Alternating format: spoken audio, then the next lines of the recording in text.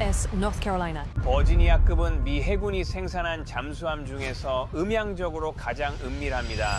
대서양의 검은 수면 아래 메아리도 물살도 흔적도 없이 어떤 형체가 움직입니다. 여기 위에서 보면 이 배의 거대함을 정말로 실감할 수 있습니다. 진짜 대단해요. 이건 공상과학이 아니라 미 해군의 버지니아급 잠수함 이야기입니다. 바닷속 소음에 완전히 섞여버릴 만큼 조용한 이 기계는 수중에서 보이지 않는다는 말의 의미를 완전히 새롭게 정의하고 있습니다.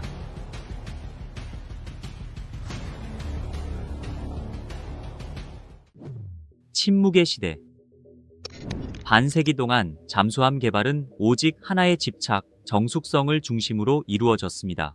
냉전의 그늘 아래 엔지니어들은 바다에서는 눈보다 소리가 더 멀리 간다는 사실을 깨달았습니다. 가장 조용한 잠수함이 전장을 지배했죠. 그렇게 등장한 것이 바로 시울프급 같은 거대한 괴물들입니다. 방탄 장갑을 두른 대형 사냥꾼이자 한 척당 거의 30억 달러가 들던 초고가의 전력 자산이었습니다. 하지만 소련의 붕괴와 함께 그 잠수함들이 탄생했던 경쟁은 끝이 났습니다. 갑자기 미 해군은 새로운 딜레마에 직면하게 됩니다. 바다는 여전히 위험했지만 위협의 양상이 달라진 겁니다. 앞으로의 전쟁은 수많은 선박과 센서, 민간 소음으로 가득 찬 연안의 얕은 바다에서 벌어질 수도 있었죠. 또 하나의 수십억 달러짜리 괴물을 만드는 건 이제 현실적인 선택이 아니었습니다. 해군이 필요로 했던 건 완전히 새로운 종류의 포식자였습니다. 해안 밖에서 적을 추적하고 내륙까지 정밀 타격을 가할 수 있으며 좁고 시끄러운 바닷속에서도 들키지 않고 미끄러지듯 지나갈 수 있는 존재, 강력하면서도 유연하고 무엇보다도 비용 효율적인 잠수함 말이죠. 이러한 재설계 끝에 조용히 등장한 개념이 바로 현대 해저전의 패러다임을 바꿔놓을 무기였습니다. 숨기 위해서만이 아니라 진화하기 위해 만들어진 플랫폼, 버지니아급 잠수함이 탄생한 순간이었습니다. 보이지 않는 것을 설계하다. 버지니아급 잠수함은 단순한 또 하나의 군함이 아니었습니다. 미국이 해저에서 힘을 구축하는 방식을 근본적으로 재설계한 결과물이었죠. 하나의 조선소가 아닌 해군은 두 거대 기업의 생산을 나눠 맡깁니다. 코네티컷에 있는 제너럴 다이내믹스 일렉트릭 보트와 버지니아에 위치한 헌팅턴 잉걸스의 뉴포트 뉴스, 조선소 두 곳이 퍼즐 조각처럼 각각 절반씩을 만드는 방식이었습니다. 대형 선체 구간들은 사전에 장비가 설치된 상태로 따로 제작되고 이후 바지선을 통해 운반되어 거대한 퍼즐 조각처럼 하나로 용접되었습니다. 이런 모듈 방식은 단순히 효율적인 것에 그치지 않았습니다. 게임의 판을 바꿔놓았죠. 생산이 끊기지 않고 이어질 수 있었고 비용은 낮아졌으며 두 조선소 모두 기술력을 유지할 수 있었습니다. 작업자들은 여전히 빛과 공기가 드는 상태에서 파이프, 펌프, 전선을 설치할 수 있었고 좁은 강철관 안에 갇힌 채 일할 필요가 없었죠. 그리고 디지털 도약이 이어집니다. 버지니아급은 미국 최초로 전면 3D 설계로 개발된 잠수함이었습니다. 종이 도면은 더 이상 필요 없었고 모든 밸브와 배관까지 담아낸 디지털 트윈 하나가 실시간으로 존재했습니다. 엔지니어들은 철판에 손대기 전에 가상 환경에서 먼저 업그레이드를 시험해볼 수 있었죠. 이런 정밀함 덕분에 잠수함은 더 쉽게 현대화되고 더 빠르게 제작되며 무엇보다 더 조용해졌습니다. 유령의 해부도. 버지니아급 잠수함의 선체 내부에서 정숙성은 단순한 목표가 아니라 말 그대로 엔지니어링의 신념입니다. 프로펄서의 곡선부터 작은 볼트 하나의 위치까지 모든 결정이 소음을 없애기 위해 이루어집니다. 그 중심에는 S9기 원자로가 있습니다. 이 소형 원자로는 잠수함의 전체 수명 동안 연료 재공급 없이 작동하도록 설계된 강력한 동력권이죠. 원자로에서 발생한 증기는 터빈을 돌리고 이 터빈은 펌프제트 프로펄서를 회전시킵니다. 제트 엔진이 공기를 밀어내듯 물을 밀어내는 덮개형 팬입니다. 노출된 스크루와 달리 이 설계는 거품이 터지는 캐비테이션 현상을 거의 발생시키지 않으며 예전에는 이 소리가 수 킬로미터 밖에서도 잠수함의 위치를 들켜버리곤 했습니다. 센서들은 신경망처럼 선체를 감싸고 있습니다. 초기형 버지니아급은 선수의 구형 소나 어레이를 탑재했지만 이후 모델에서는 말발굽 모양의 대형 개구 선수 Array Large Aperture Bow Array로 교체되어 더욱 선명하고 신뢰도 높은 음향 데이터를 제공합니다. 측면에는 와이드 어퍼처 플랭크 어레이가 길게 배치되어 있는데 이건 잠수함의 귀 역할을 하며 선수 하단에는 고주파 이미징을 위한 턱 어레이 친 어레이가 자리 잡고 있습니다. 이 모든 센서 데이터는 개방형 아키텍처 전투 시스템인 ANBYG1로 통합됩니다. 이 시스템 덕분에 소프트웨어 업데이트와 새로운 프로세서 도입이 매끄럽게 이루어질 수 있죠. 심지어 어뢰조차 디지털로 진화합니다. 마크 48 ADACAP 모드 7 어로에는 와이어와 소나로 유도되며 하드웨어가 아닌 코드로 업데이트되어 형태는 그대로지만 점점 더 똑똑해지고 있습니다. 그리고 장거리 정밀 타격이 필요할 때를 위해 버지니아급은 토마호크 순항 미사일을 탑재합니다. 초기형은 수직 발사관 12개에서 이후 모델은 대형 페이로드 튜브 2개에서 발사하죠. 각각의 미사일은 1000km 이상을 날아가 거의 완벽에 가까운 정확도로 목표를 타격할 수 있습니다. 이 바닷속에서는 힘은 조용하고 정밀함이 생존입니다. 침묵 속에서 만드는 사람들.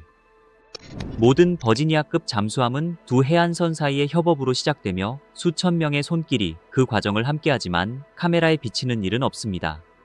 일렉트릭 보트와 뉴포트 뉴스의 거대한 조립동에서는 강철판이 압력 선체로 그리고 그 압력 선체는 살아 움직이는 기계로 변모합니다. 작업자들은 거의 침묵 속에서 용접하고 시험하고 측정합니다. 이 세계에서 잘못된 진동은 단순한 결함이 아니라 언젠가 잠수함의 위치를 드러낼 수 있는 소음이 될 수 있기 때문이죠. 이 잠수함을 운용하는 승조원들 또한 같은 원칙을 배웁니다. 각 버지니아급에는 약 135명에서 140명의 승조원이 탑승하며 이 중 약 15명은 장교입니다. 그들은 붉은 조명이 비추는 복도, 시스템이 윙윙거리는 좁은 공간, 그리고 의식처럼 지켜지는 침묵 속에서 살아갑니다. 심지어 발걸음조차 조심스럽습니다. 모든 펌프는 진동을 흡수하는 쇼크 마운트 위에 설치되어 있고 모든 공구는 정해진 자리에 있어야 합니다.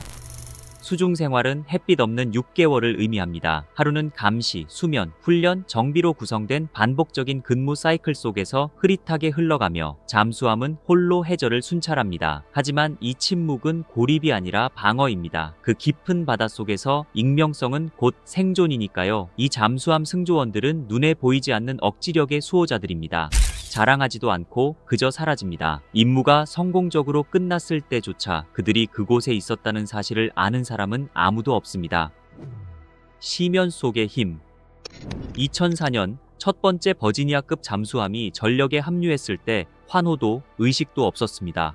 조용히, 하지만 분명히 해저전의 새로운 시대로 미끄러지듯 들어왔죠. 크기가 아니라 유연성에 기반한 시대입니다. 이전의 잠수함들은 각자 특화된 역할을 맡았었습니다.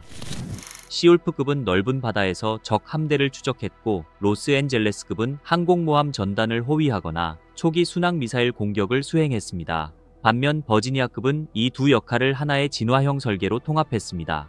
얕은 연안을 따라 기어가듯 이동하며 네이비C를 투입할 수도 있고 깊은 심해로 잠수해 적의 탄도미사일 잠수함을 추적할 수도 있었죠. 그리고 버지니아 페이로드 모듈이 등장하면서 은밀함은 곧 화력으로 이어지는 혁신이 완성됩니다. 엔지니어들은 선체 중간에 26m 길이의 구간을 추가하고 그 안에 거대한 발사관 사기를 탑재했습니다. 각 발사관은 토마호크 미사일 7기를 수납할 수 있죠. 그 결과 거의 28기의 추가 타격 무장이 조용한 잠수함 내부에 숨겨지게 된 겁니다. 이로써 단 한 척의 잠수함이 수백 마일 내륙의 목표물까지도 수면 위로 떠오르지 않고 타격할 수 있게 되었습니다. 이러한 업그레이드는 전쟁을 시작하기 위한 것이 아닙니다. 전쟁이 시작되기 전에 끝내기 위한 것이죠. 현대 억제력의 세계에서 보이는 건 곧 취약하다는 뜻입니다. 버지니아급의 진정한 힘은 아무도 그 위치를 모르고 무엇을 탑재했는지도 모른다는 단순한 사실에 있습니다. 북극에서부터 남중국해까지 그 메시지는 조용하지만 결코 모호하지 않습니다. 미국은 여전히 바닷속을 지배하고 있습니다.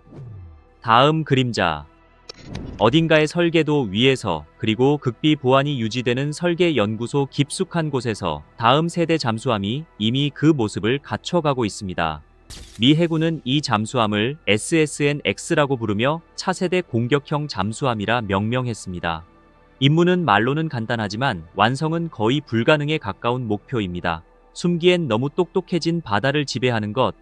SSN-X는 아직 설계 단계에 있으며 건조는 2040년대 초반쯤 시작될 것으로 예상됩니다. 하지만 그 목표는 상당히 대담합니다. 시울프급의 속도와 작전 지속력, 버지니아급의 은밀성과 모듈식 시스템, 콜럼비아급 탄도 미사일 잠수함의 내구성을 모두 하나로 통합하는 것이죠. 엔지니어들이 구상하는 이 잠수함은 약 10,000톤급으로 냉전 이후 해군이 운용한 어떤 공격형 잠수함보다도 클 것으로 보입니다. 설계의 핵심은 적응력입니다. 더 커진 어뢰실, 확장된 발사관, 그리고 무인 수중 기체와의 완벽한 연동성, 정찰을 하거나 해저 지도를 작성하고 적 해역에 센서를 설치할 수 있는 자율형 드론들과의 통합이 포함되어 있습니다. 목표는 단순히 숨는 것이 아니라 바다 전체를 아군으로 만드는 것입니다. 또한 SSN-X가 극초음속 미사일을 탑재할 수 있도록 설계된다는 추측도 있습니다.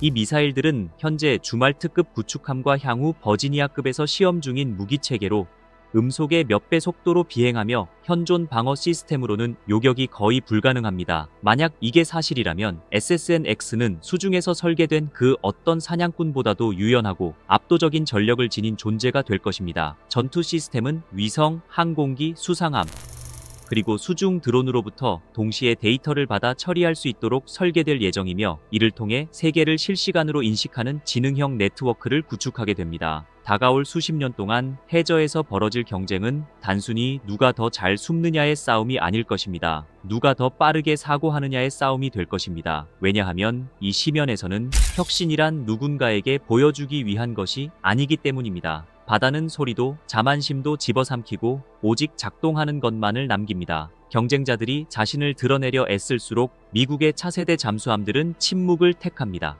전쟁이든 발명이든 진정한 힘이란 보여지거나 들리는 것이 아니라 느껴지는 것이기 때문입니다.